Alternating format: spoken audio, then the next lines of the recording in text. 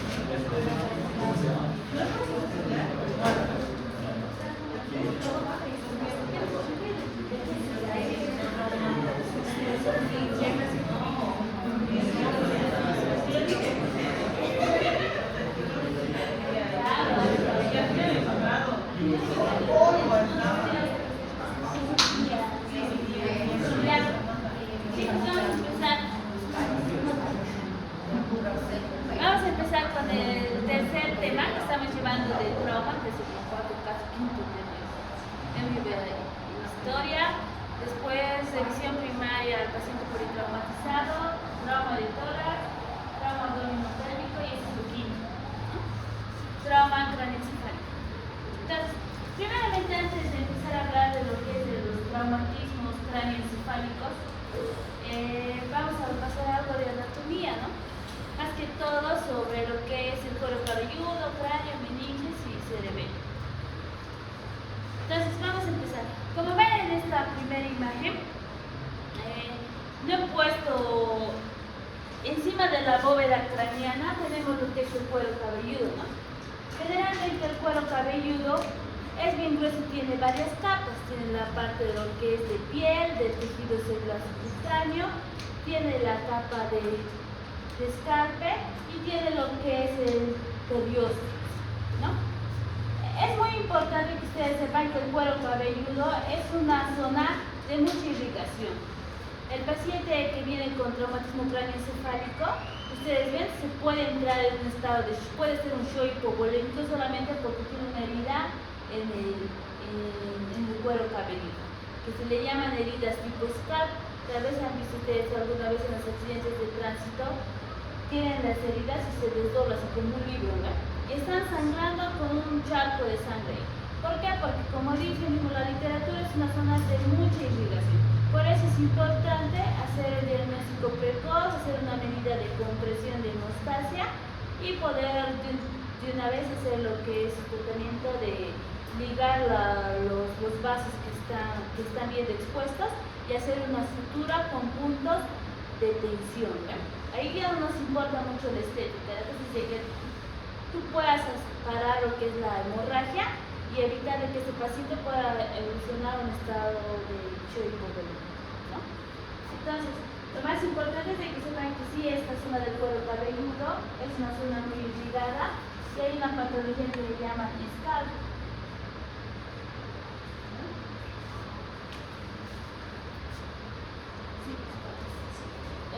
Es en inglés, la cual abrió todas las capas de lo que es del cuero cabelludo, ¿no?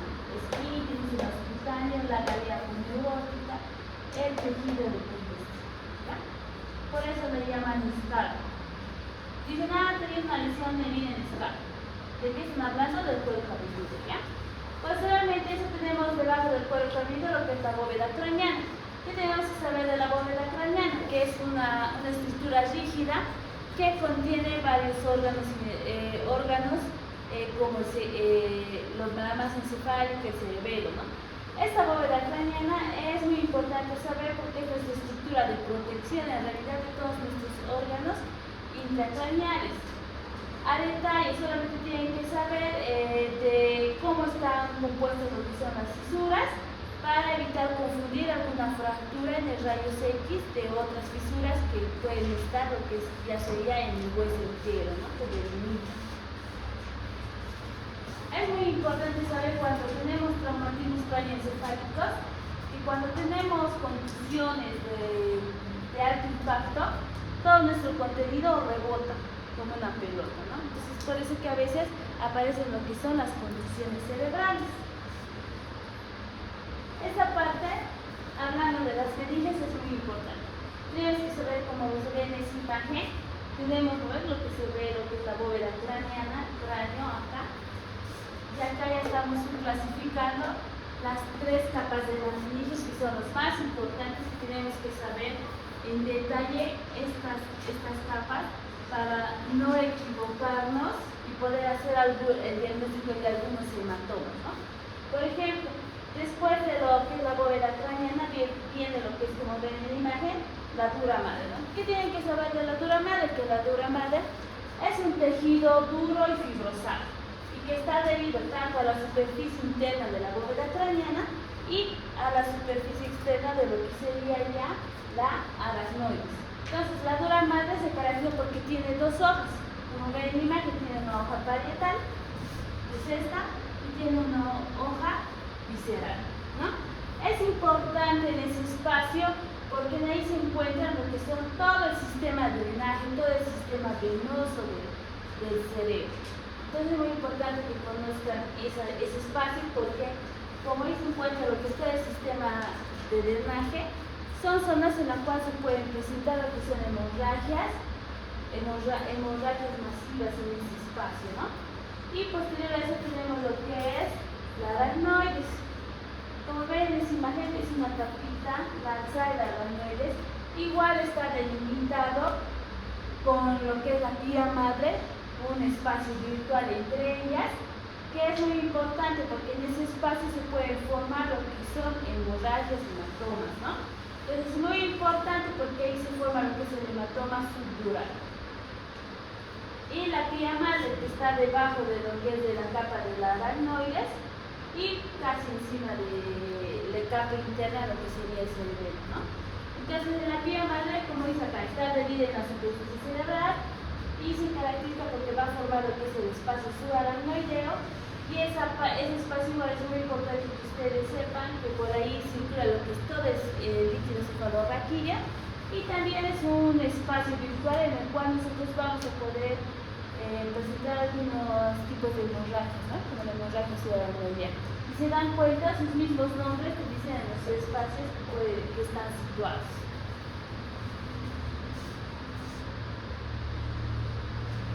Entrando ya hablando de lo que es el contenido de lo que es de la bóveda craneana, entramos a hablar de lo que es el encéfalo. El encéfalo está formado por el cerebro y lo que es por el tronco encefálico. El cerebro sabemos que está formado por un hemisferio derecho, un hemisferio izquierdo, y también está formado por varios lóbulos, ¿no? Es muy importante que ustedes sepan de cada lóbulo cuál es su función, porque en dependencia de qué lóbulo se afecte en el momento de la contusión vamos a presentar síntomas de esos lóbulos. Por eso les puse un cuadrito al lado, es el lóbulo frontal, que está encargado de lo que son de las funciones motoras, ¿no? El lóbulo parietal, encargado de lo que es de las funciones sensoriales, y el lóbulo temporal en sí, que regula lo que son las funciones de la memoria, ¿no?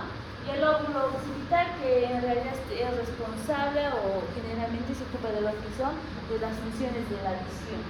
Y muy importante también, me estaba olvidando del cerebelo, igual es el responsable de la coordinación, ¿no? Entonces, generalmente esos pacientes que sufren traumatismos cráneoencefálicos por contusiones o accidentes de tránsito pueden presentar contusión en cualquiera de estos lóbulos o órganos en la cual te va a producir sus síntomas, ¿no? Entonces, tú examinando al paciente ya puedes escuchar probablemente en qué zona, qué lóbulo ha sido desimpactado, ¿no? Acá, importante saber de fisiología, que la presión intracraneana en un estado de reposo es aproximadamente 10 milímetros de 10 milímetros de mercurio, ¿no? Ya arriba de 20 milímetros de mercurio estaríamos hablando de aumento de la PIB, aumento de la presión intracraneal, y generalmente son refractarias a algunos tratamientos, ¿no? Y generalmente estas van a estar asociadas a un mal pronóstico, cuando no puedas controlar lo que es la presión intracraneana. Generalmente la presión intracraneana, que le llamamos PIB, se va a incrementar cuando tengamos un efecto de masa. O sea, si estamos diciendo que la bóveda craneana es algo rígido, es como esta aula, ¿no? Es rígido. Si nosotros metemos más estudiantes, ¿qué va a pasar? ¿Va a ensancharse la aula? No, porque es rígido. Lo mismo pasa con la bóveda craneana. ¿Qué va a pasar?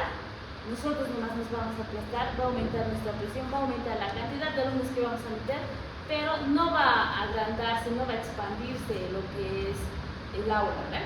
Lo mismo pasa con la bóveda craneana. Entonces es muy importante, en caso de hemorragias o hematomas que tengamos en la cavidad intracraneana, que aumenta cuando tenemos un efecto de masa, ¿no? ¿Qué quiere decir un efecto de masa? Que estemos metiendo algo externo a lo que debería estar contenido en esa caja rígida, y eso va a aumentar un aumento de la presión intracraneana. Entonces, también hay que saber que a mayor presión intracraneana hay una menor perfusión cerebral. ¿Por qué? Porque estamos comprimiendo los vasos que van a irrigar donde están las meninges y todo el cerebro, y nos va a producir un isquemia. Esa isquemia, dependiendo de qué arteria cerebral, media, anterior, posterior o sus ramas, esté comprometida, esté comprimiendo, nos va a afectar el área, ¿no? Porque diferentes ramas irrigan diferentes lóbulos del cerebro. Entonces es muy importante saber eso. Otra cosa importante es saber lo que es la doctrina de Monroe-Kelly. Generalmente esta doctrina de Monroe-Kelly es lo que les explicaba, lo que en un espacio nosotros que es rígido no podemos incrementar algo extra, porque eso nos va a producir un aumento de la presión intracraneana. Si está aumentando la presión intracraneana, ¿qué va a hacer nuestro organismo? Va a tratar de disminuir lo que es el líquido cefalorraquídeo que tenemos, va a hacer compresión de nuestros vasos y nos va a producir los síntomas de isquemia. Entonces, esta doctrina de Monroe-Kelly, ¿qué quiere decir? Que nos explica ese efecto de masa, lo que es en la bóveda craneana, en algo rígido, en el cual nuestro organismo va a tratar al principio de compensar eliminando el líquido cefalorraquídeo, produciendo menos líquido cefalorraquídeo, ¿no? Pero va a llegar un momento en el cual esto ya no va a poder compensar, entonces va a aumentar tu pía, ¿no? Y vas a empezar a presentar síntomas de compresión dependiendo del organismo, ¿no? Es muy importante también saber sobre el flujo sanguíneo cerebral. Como les dije, el cerebro está irrigado por varias arterias. Cuando nosotros presentamos alguna lesión cerebral traumática o en estados de coma, puede verse alterado lo que es el flujo sanguíneo cerebral, ¿no? Aquí nos cuentan algunos ejemplos que dicen que durante las primeras horas de la lesión que se produzca en el cerebro, aumentan a los 2 o 3 días en los pacientes comatosos. ¿Qué quiere decir? En los pacientes comatosos lo que parece es que aumenta lo que es la pía, aumenta también lo que es su presión osmótica y te produce edema cerebral. Entonces, edema cerebral te produce un efecto de masa y aumenta tu pía, ¿no? Aquí igual, como hace rato les explicaba, la disminución del flujo sanguíneo te va a llevar a una isquemia cerebral, que es común ver cuando nosotros presentamos alguna lesión cerebral, ¿no? Por el efecto de compresión, por el efecto de masa. También es muy importante saber lo que es la presión arterial media, que nos va a ayudar a saber si tu paciente está entrando en un estado de hipovolemia o algo, ¿no? Y la presión de perfusión cerebral, que se abrevia PCCI, se define como la presión arterial media menos la presión intracraneana, ¿no? Que eso es como sacar una PAM, pero del cerebro, no de la circulación en general. Entonces, acá les estoy mostrando cuando la presión arterial media, está aumentada o disminuida, podemos presentar algunas patologías. Cuando tenemos una PAN elevada o alto, generalmente hay que sospechar de un edema cerebral, de un trastorno que te aumente lo que es la PIA, o sea, la presión intracerebral, la PIC, perdón. Y cuando tenemos una PAN baja, que está sospechando de que estamos en presencia de algún infarto cerebral o una isquemia cerebral, que posteriormente nos va a comprometer lo que es la masa encefálica y vamos a presentar algunos síntomas, ¿no? En esta otra imagen ya vamos a empezar. Este cuadro es muy importante, lo más importante de la clase en realidad, y que les va a servir para su vida, ¿no? En realidad, esta clasificación del trauma cráneoencefálico se la tienen que saber de memoria. A lo menos es el trauma cráneoencefálico, 1, la podemos clasificar de acuerdo a la severidad. 2, la podemos clasificar de acuerdo a su morfología. De acuerdo a su severidad, nosotros clasificamos el trauma cráneoencefálico en TEC leve, TEC moderado y TEC grave. ¿En qué nos vamos a basar? En la escala de Glasgow, ¿no? O la escala de coma de Glasgow. Para eso debemos saber qué conforma lo que es la escala de coma de Glasgow, que lo pueden decir posteriormente. Vamos a hablar de cada uno aparte, pero es muy importante que sepan esta clasificación. También la podemos clasificar de acuerdo a la morfología, como dice, fracturas del cráneo. Estamos hablando de toda su configuración, que sería la bóveda o la base del cráneo. Entonces, cada una va a tener diferentes características en sus lesiones. Y la lesión intracraneana, en la cual la vamos a clasificar en lesiones focales o lesiones difusas. En las focales está lo que es el hematoma cerebral, subdural, intracerebral. En las difusas, las contusiones, múltiples contusiones, lesiones de hipóxia o isquemia o alguna lesión axonal. Todas estas vamos a explicar una por una, porque es importante, lo más importante del tema, ¿no? Entonces, como les dije, el traumatismo cráneoencefálico se clasifica de acuerdo a su severidad, teniendo en cuenta lo que es la puntuación de la escala de Glasgow.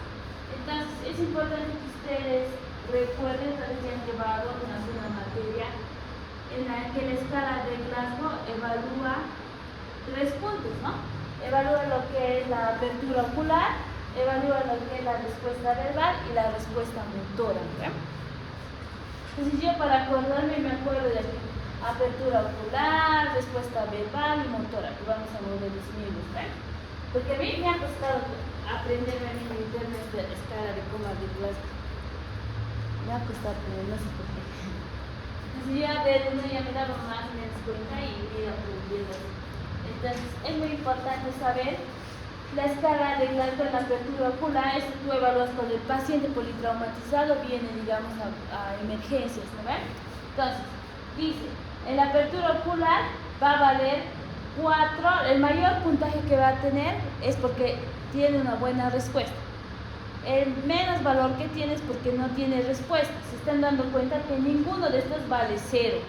¿No? Entonces no pueden decir escala de Glasgow 0/14, 0/15. Lo mínimo es 3/15, que quiere decir que el paciente fue, no tiene nada de eso. Entonces, en la apertura ocular, cuando tú le preguntas al paciente, señor, ¿qué le ha pasado? O algo, y el paciente abre sus ojos, es espontáneo, tiene 4 puntos. La apertura ocular, cuando es espontáneo, o sea, tú solo le has visto ingresar al paciente y él abre y cierra sus ojitos, vale 4 puntos, por eso es espontáneo. Cuando dice hay llamada es cuando tú señor, entonces ella te mira, abre sus ojitos, por ahí está durmiendo, no sabemos. Entonces en ese caso la puntuación es 3 puntos. Al dolor es cuando el paciente entra así con sus ojos cerrados y tú le haces una estimulación, le puedes pellizcar o pinchar con algo romo que tampoco le produce alguna lesión. Y si responde al dolor es 2 puntos. Si tú ves que el paciente no abre su apertura ocular espontáneamente, le has hablado, ni cuando le hablas hace la apertura ocular, le has estimulado tampoco ha hecho la apertura ocular, entonces el paciente no tiene respuesta, su valor es 1. Lo mismo pasa con la respuesta verbal. En la respuesta verbal, cuando tú le preguntas algo al paciente, digamos, yo le puedo preguntar a su compañera, ¿dónde vives? Y ella me dice 25 años, o sea, una respuesta inadecuada, ¿no? Entonces es muy importante evaluar eso en la respuesta verbal, que el paciente esté orientado, ¿no? Que tenga una respuesta adecuada, esté orientado en tiempo, espacio, persona. En ese caso vale 5 puntos. Si tienes una conversación confusa, que no es coherente tu respuesta con tu pregunta, vale 4 puntos. Cuando tienes respuestas igual inapropiadas, o sea, con gestos, sonidos, vale 3 puntos. sonidos incomprensibles, que grite o que diga o que haga sonidos que ni siquiera sea una vocal, te responda con eso, es 2 puntos. Si no te hace ni sonidos, ni ruidos, ni te responde inapropiado, inadecuadamente, no te responde coherentemente, entonces el paciente no tiene una buena respuesta verbal, sería tu puntuación 1, ¿no? En cuanto a la respuesta motora, esta respuesta motora nosotros evaluamos cuáles son sus movimientos de acuerdo al orden, digamos. Obedece a orden. Si tú le dices levanta tu mano izquierda, si él levanta, entonces vale 6 puntos. Si no te ha respondido y dice no, el otro localiza estímulos dolorosos, si no se mueve, si tú le pellizcas, él a veces así se hace, se defiende, ahí es 5 puntos. El otro retira el dolor cuando ya está viendo que tú estás viniendo y él levanta su mano, 4 puntos. Flexión anormal, esta flexión anormal la llaman igual la decorticación, en la cual el paciente no está normal así como nosotros, ¿no? Hace sus movimientos de flexión así, todos sus piernitas, les voy a mostrar imagen después. En ese caso que tenga una flexión anormal es 3 puntos, ¿no? Extensión, si tiene una extensión exagerada, nadie camina así, ¿no? Caminamos recto, entonces eso es igual, es una alteración neurológica en la cual probablemente dice que hay una alteración en el cerebro, vale 2 puntos. No tiene ninguna respuesta. Cuando han visto recién nacidos nacer, por ejemplo, dice flácido ha nacido, no se mueve, no llora, no patea, nada, es 1 punto, está casi muerto, como el muerto, ¿no? Entonces es muy importante que se lo tienen que saber de memoria, ¿sí? ¿No? Ya que lado les puse, cuando tiene un puntaje de 8 o menos de Glasgow, en la escala de Glasgow se evalúa así, ¿no? 15 puntos es lo máximo. Entonces tú vas a evaluar, digamos, aquí le has puesto 2, aquí tenía 4 y aquí tenía 5. ¿Cuánto tiene? 6, 11, ¿ves? Se evalúa. 11 sobre 15. La escala de Glasgow, ¿no?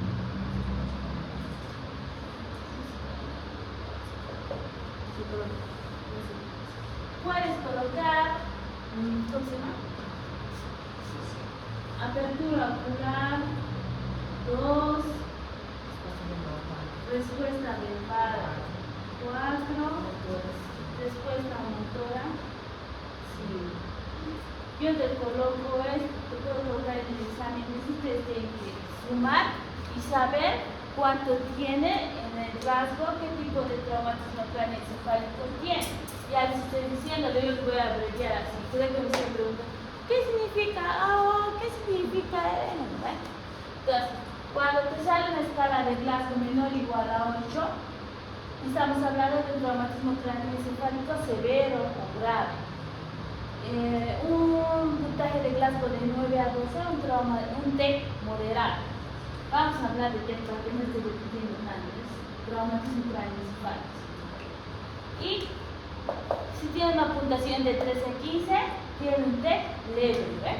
Cuando ustedes se caen de borrachos o les dan con algo en su cabeza, obtienen TEC leve, ¿eh? Si es datos confusos, ¿sí? No responden adecuadamente, ¿eh? O cuando se van a tomar, están con TEC leve. Si van al hospital, piensan, y si les salen contrabotados, van a pensar que no que se han tomado, sino que tal vez les han pegado y tienen un TEC leve. Todos estos pacientes, entonces esto es muy importante, ¿ya? Saber que lo clasifiquen, identificar qué se hace en cada caso. Esta es una imagen en la cual podemos ver, más que toda esta imagen, les puse para que vean lo que son esta flexión anormal, ¿no? Y la extensión, o sea, la descerebración. Esto es decorticación y esto es descerebración. ¿Alguien tiene papel? Ah, no, creo que aquí está el profesor.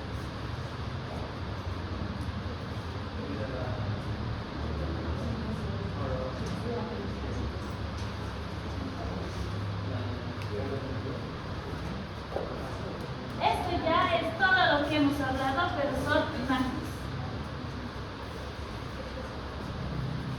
Hace rato hablamos que nosotros podemos clasificar lo que es el TEC de acuerdo a su morfología, ¿no? En la cual podríamos clasificar aquellas fracturas de cráneo, en la cual pueden ver, dependiendo del hueso, puede tener lesiones en estrelladas, lesiones lineales, lesiones oblicuas, ¿no?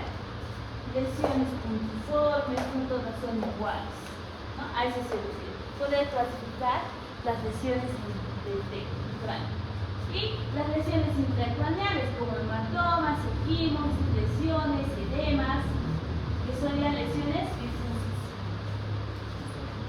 Acá, en esta imagen igual, vemos cómo clasifican las fracturas del cráneo. Acá, en la bóveda craneana, lo más importante, que pueden ser expuestas o complicadas. Es muy importante saber que las fracturas complicadas no se pueden producir algunas laceraciones del cuero cabelludo y poder producir lo que es el rollo hipovolémico, y también pueden producirte algunas lesiones superficiales cerebrales, ¿no? En la cual igual te va a comprometer lo que es la masa encefálica. Y importante, en las fracturas de la base del cráneo, es muy importante sospechar en los pacientes cuando están matizados. ¿Por qué? Porque vamos a tener algunos signos típicos que nos van a ayudar a nosotros poder diagnosticar las fracturas, poder sospechar alguna fractura de base del cráneo. ¿Cuáles son esos signos típicos? Lo que es la quimosis periurticaria, o también llamada como ojos de mapache, la rinorraquia, que es una salida de líquido de sangre hemática de líquido cefalorraquídeo por la nariz, ¿ve? Y la otorragia, igual, líquido cefalorraquídeo por la nariz, y la otorragia ya es sangre, ¿ve? Acá se ve lo que es el signo de Bartlett, no lo puse. Ya es igual, es típico de la fractura de base del cráneo, y podemos presentar alguna disfunción del tal craneal número 7 o 8, ¿no? Que están relacionadas con lo que es con la función facial y el sistema de audición. En esta imagen vemos algunas lesiones intracraneales, ¿no? Como han visto en el cuadrito, las clasificaban en difusas o en locales, ¿no? Acá te está mostrando en esta imagen las lesiones difusas, ¿no? Los posibles mecanismos de traumas que pueden ser penetrantes, contusiones, movimientos de latigazo, contusiones propias con algún objeto contuso en la zona, ¿no? Y tenemos lo que son las lesiones cerebrales difusas, en la cual estamos hablando de contusiones, que son golpes, ¿ya? Lesiones difusas graves. En esas lesiones difusas graves hay que tener en cuenta que nosotros podemos tener ya un compromiso de lo que es el enfoque y podemos producir lesiones isquémicas a nivel del cerebro, por lo tanto podemos afectar algunos de nuestros lóbulos dependiendo de la ubicación de la arteria que esté llegando que afecte, ¿no? Y las lesiones difusas que se ven frecuentemente en impactos de velocidad de aceleración o desaceleración que te van a producir contusiones. Dependiendo de la intensidad de la contusión, vas a presentar contusiones leves, moderadas o graves. En esta otra diapositiva, lo más importante es que puedan reconocer ustedes en tomografía las lesiones cerebrales focales. ¿Cuáles son? El hematoma epidural, ¿eh? Convexo, convexo. Lo que es el hematoma subdural, en media luna, ¿no? Entonces son estas tareas que ustedes pueden reconocer. Las contusiones bilaterales con hemorragias. La hemorragia se ve blanca, las isquemias se ve más oscuro que lo que es de la masa encefálica. Y lo que es una hemorragia intraparenquimatosa. Entonces estas lesiones son muy frecuentes, son comunes, entonces tienen que saber reconocerlas. Ya ustedes dicen cómo se reconocen, ¿no? Biconvexas, semilunares, esos son signos típicos de estas lesiones. Y acá, como vimos hace un momento, es un resumen nada más de los signos que hemos visto. Acá está el signo de Bartlett.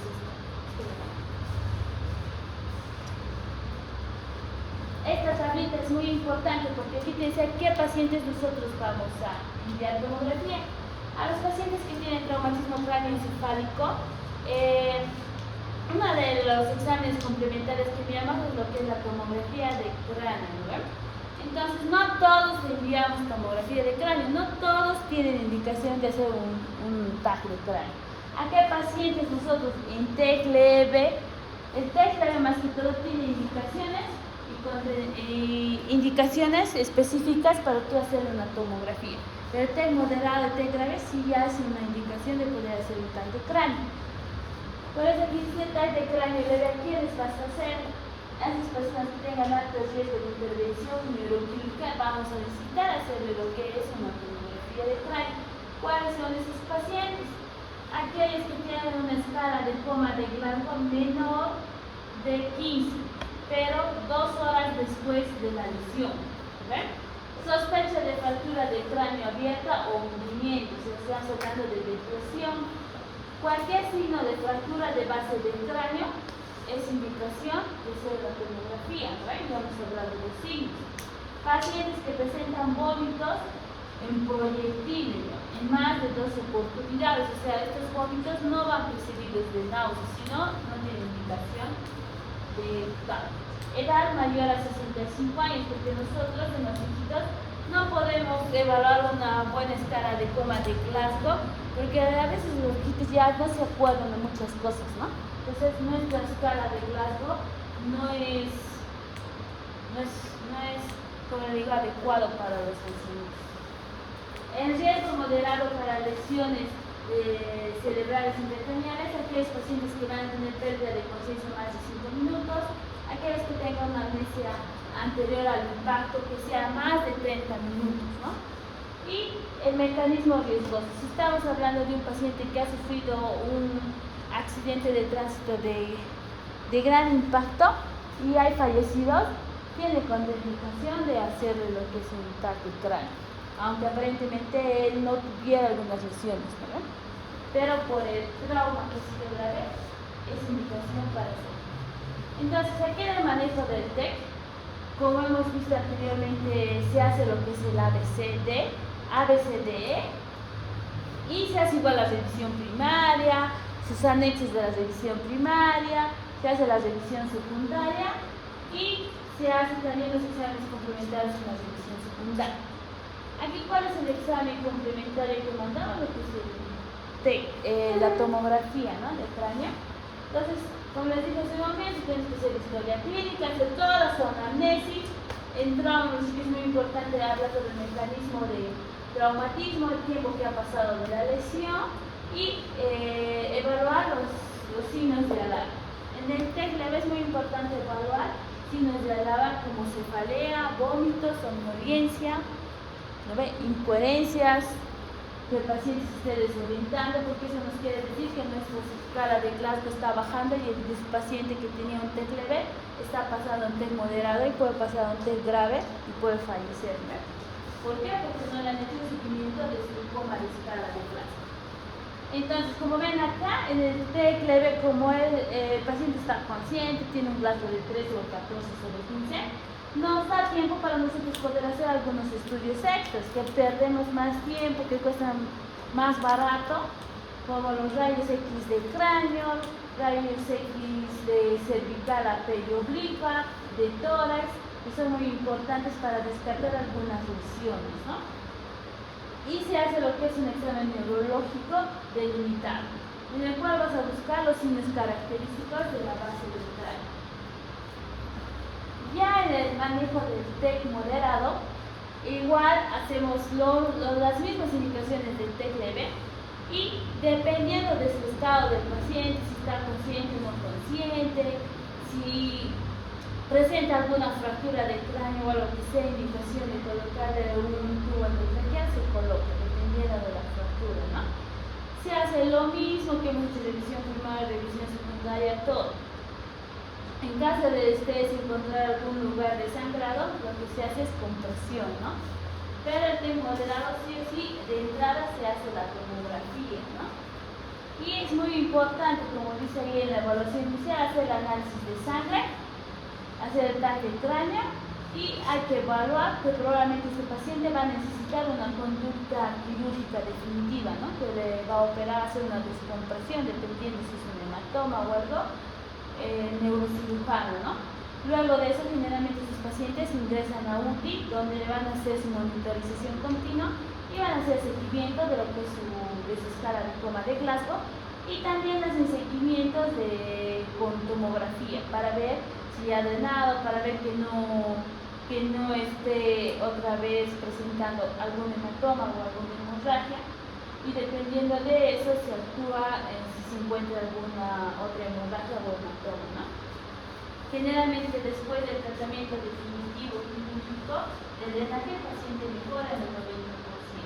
Hay otros pacientes en el 60% que se ve que no han mejorado, entonces necesitan otra segunda rehabilitación, por lo tanto van a necesitar hacer su tomografías guiadas, ¿no? En cierto tiempo. En el manejo del T grave. El manejo del T grave ya este paciente directamente tiene que estar entubado, una monitorización continua, conectada a la ventilación, el paciente entra a lo que es a terapia intensiva y hay que hacer lo que es la tomografía, el seguimiento de la escala de coma de Glasgow. ¿Ya? Y como les dije hace un momento, se hace lo mismo que hemos dicho: ABC, evaluación neurológica, evaluación de reanimación primaria, evaluación secundaria y la guía. Y muy importante, ¿no? Ingresar, generalmente estos pacientes les ingresan en UTI neuroquirúrgicos. Sí o sí necesitan lo que es una respuesta, un tratamiento quirúrgico definitivo. Y como dice, muy importante, la reevaluación neurológica, ¿no? Y no nos podemos olvidar de nuestro tracto de cráneo. Acá igual en esta diapositiva vemos lo que son la revisión primaria y su reanimación, en la cual vamos a hacer lo que es el ABCD. Sí o sí no se puede olvidar todo paciente, por más que venga con un TEC leve, collarín, oxígeno, monitorización continua. Porque en cualquier momento podemos ver alterado algunos de sus signos vitales que nos pueden decir que está hemodinámicamente inestable y que pueda estar secuestrando sangre en alguno de los compartimentos de las membranas, ¿no? Muy importante, aunque esté saturando bien, tú tienes que darle oxígeno al paciente. Llega el paciente politraumatizado, puntas nasales, ¿no? En cuanto a circulación, muy importante controlar con estos momentos los signos vitales. Si ven alguna hemorragia externa o algún sangrado, como lo que hemos hablado del cuero cabelludo, compresión, sutura, ¿no? En caso de que ya se esté choqueando, hay que colocarle soluciones también, ¿no? Y el examen neurológico es muy importante en los TEC. Hay que evaluar lo que es la respuesta pupilar, si tiene miosis, si tiene midriasis, si no tiene anisocoria, si tiene la respuesta pupilar adecuada, ¿no?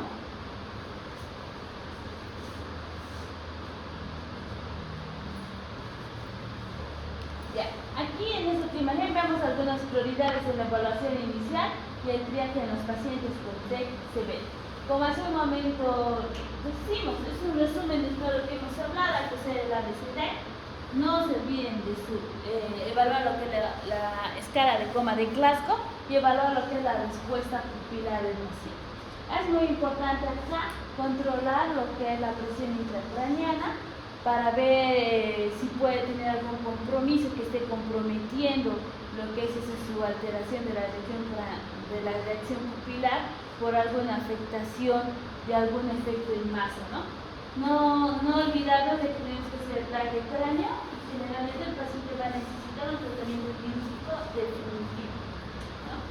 Y en la revisión secundaria se hace en sí lo que es la revisión bien detallada de lo que es en cuanto a las pupilas, miosis, si tiene respuestas palpebrales, si tiene alguna respuesta pupilar anormal, se valora detalladamente, ¿no? No es rápido como hacemos en la revisión primaria, si tiene miosis o midriasis o anisocoria.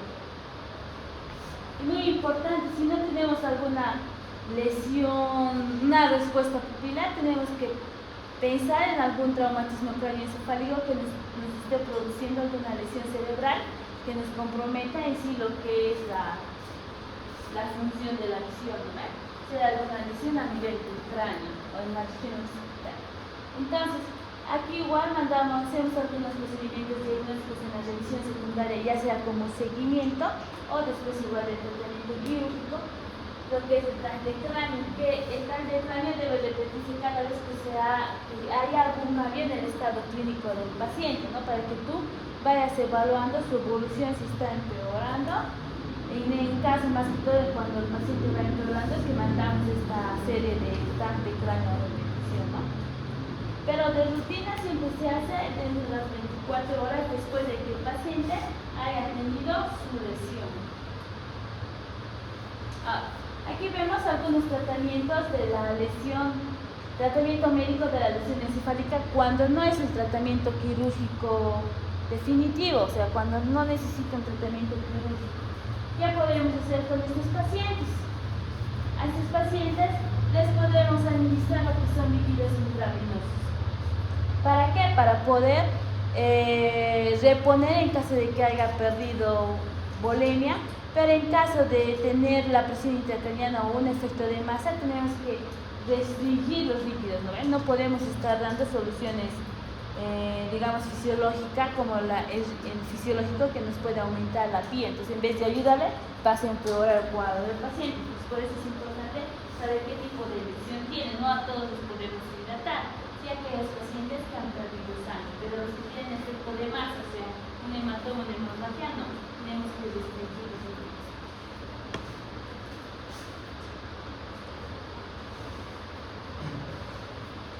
Y es muy importante lo que es la ventilación, proporcionar oxígeno al paciente. Ahora, en el caso de proporcionar oxígeno al paciente, tampoco es que le vas a hiperventilar, porque si tú le produces una hiperventilación muy prolongada por mucho tiempo, a exagerado volumen del oxígeno, sí vas a poder producir algunas lesiones, ¿no ven? Vas a producir, como dice ahí, vasodilatación y puedes producir un aumento de la presión intracraneal. Entonces es muy importante saber que tienes que proporcionar oxígeno, pero no prolongadamente, ni por mucho tiempo, ni a altos flujos, ¿no? Eso va a depender cómo va a ir.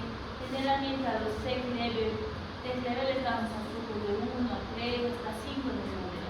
En el grave ya está con su monitor, entonces la máquina es la que ajusta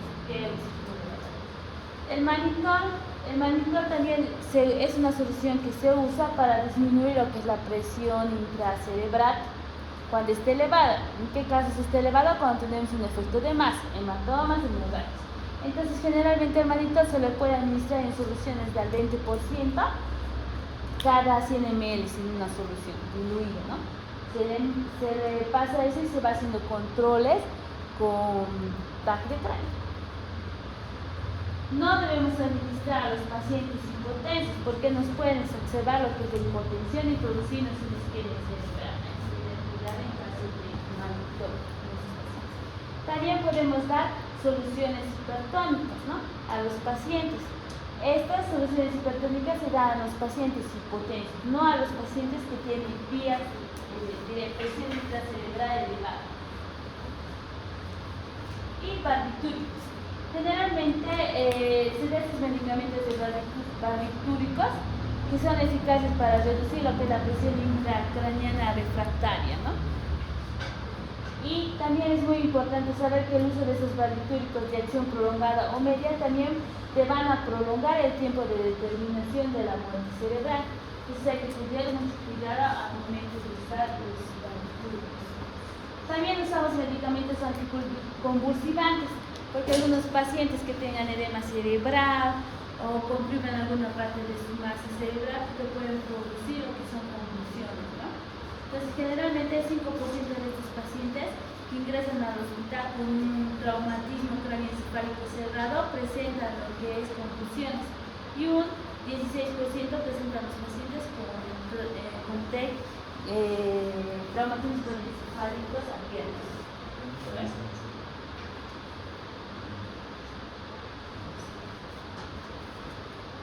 Acá podemos podemos ver igual, hay que tener en cuenta tres factores importantes que se asocian para que se puedan presentar una elevada incidencia en la epilepsia tardía. Esos pacientes que tienen traumatismos cráneoencefálicos y han tenido episodios de convulsiones, en un futuro pueden ser epilépticos, ¿no? Entonces, ¿qué hay que tener en cuenta? ¿Cuáles son esos candidatos que, digamos, han tenido ese accidente y pueden tener en un futuro una epilepsia tardía? Aquellos que han presentado convulsiones en las primeras semanas del TEC, que han tenido hematomas intracraneales o alguna fractura de cráneo que se ha deprimido, ¿no ve? Entonces, en ese caso, sí hay que pensar que son factores que en un futuro probablemente ese paciente pueda desarrollar una epilepsia tardía, ¿no?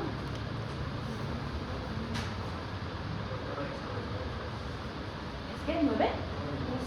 9 y 2, ya les insisto, el manejo quirúrgico. En cuanto al cuero cabelludo, lo que se hace, lo que es la hemostasia, compresión y sutura, ligadura de los vasos que estén expuestos. Si tú ves una herida tipo SCAR que tenga cuerpos extraños, lo que tiene, y tejido desvitalizado, hay que desbridar. A todos esos pacientes con heridas se les hace lo que es, se les da antibiótico-terapia y la vacuna del tétano.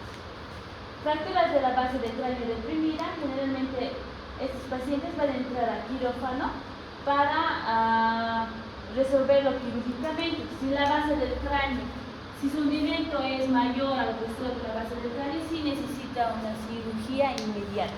Pero si no es menos del grosor de la base del cráneo, pueden hacer extracciones y inmovilizaciones externas. No necesariamente van a necesitar una cirugía extensa, ¿no?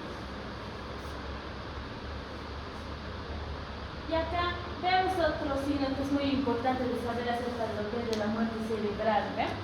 ¿Cómo hago el diagnóstico de esta muerte cerebral? Hay que tener en cuenta lo que es la evaluación de lo que es la escala, la coma de Glasgow, que tiene que estar 3 puntos.